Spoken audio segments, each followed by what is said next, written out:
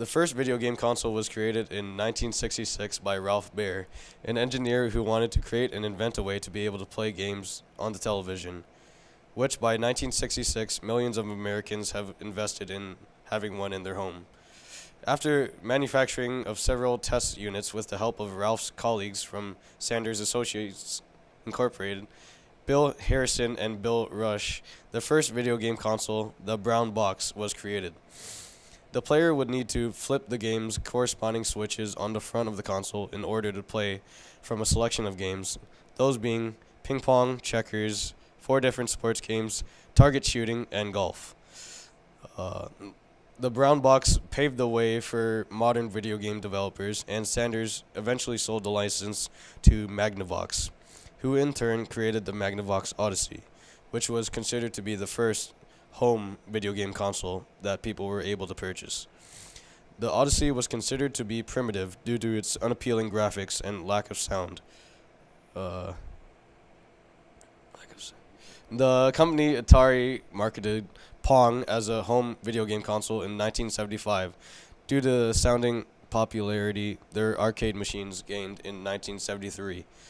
Video game consoles up until the 1980s were revolutionary in their own way of creating the stepping stones of what gaming would eventually become, but were not much more than hunks of plastic with pre-programmed Pong-like games requiring the use of certain dials and switches to be able to be played with in order to have some very basic squares upon one's television. The 1980s was considered to be the golden age of video gaming with the release of the Nintendo Entertainment System, or NES. Titles such as Super Mario Bros. And The Legend of Zelda changed the way people looked at video games. The games were more than just real games, such as ping pong, translated into a TV screen. They provided and introduced exploration, memorable characters, and fresh new ideas that made up the standard of what makes video games fun in today's society.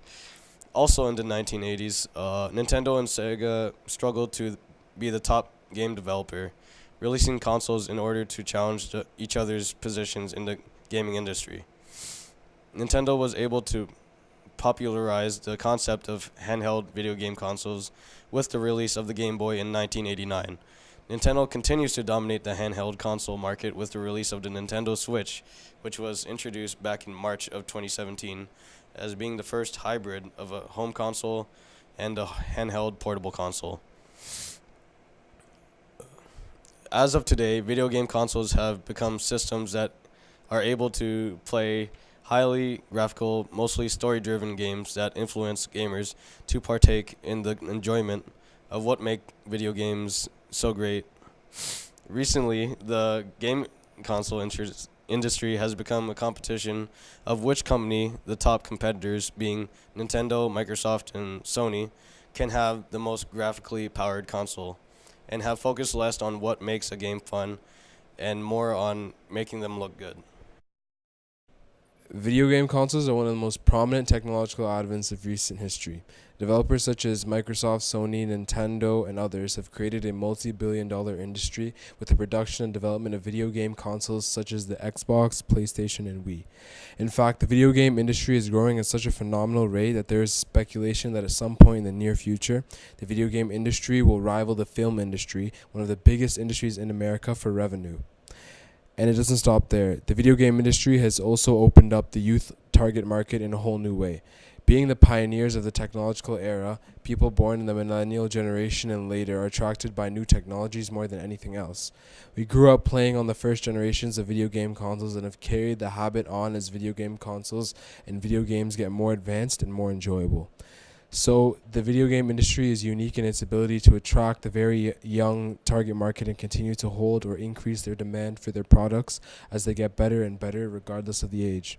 The industry has also created thousands of new jobs, specifically 220,000 according to VentureBeat, a technology website for technology design and programming enthusiasts. Employees in this industry earn an average of $97,000, nearly double the average in the US, and as a whole, the industry generated $30.4 billion in revenue. The video game industry is gradually becoming bigger than any technology-based industry, and as new innovations surface and reach the public, the rate at which the industry is growing will increase exponentially. Hi, Adam here. I'm going to talk about how game consoles affect society. In 2018, we're in an age where technology is a society constant. We neglect to think about just how much game consoles influence, shape, and impact our culture, history, and a way of our life. Our culture has been influenced by game consoles and its games on it for more than 30 years. For some, game consoles actually is an essential part of their career, as people playing the games on the game consoles can make money if they game professionally in tournaments or stream and receive donations from other players who also enjoy watching them. Gaming consoles have various features other than just playing games on them. Users can watch movies, search things on the internet, and also save photos on their game console. Game consoles can help people pass the time and entertain users. But you can also waste your time if you spend all your time gaming and miss out on other activities and meals, etc. Game consoles help the economy by making millions in sales and also encouraging people to spend more money on software within the gaming consoles. Game consoles also allow people from all around the world to communicate via game chat and party chat. Users can also play games with people from different parts of the world and enjoy each other's company. They can share common interests without actually being with each other. And now, I'm going to pass it to my side anchor, Nicholas Gilbertson.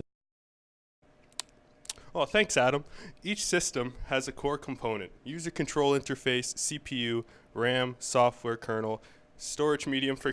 Most recent consoles provide HDMI support, while the other older consoles use composite, component, and S-video connections. Most consoles have dedicated graphics processors. This provides special mapping, texturing, and geometric functions. Most consoles also have a dedicated chip that controls the audio processing, stereo, sound, or digital surround sound.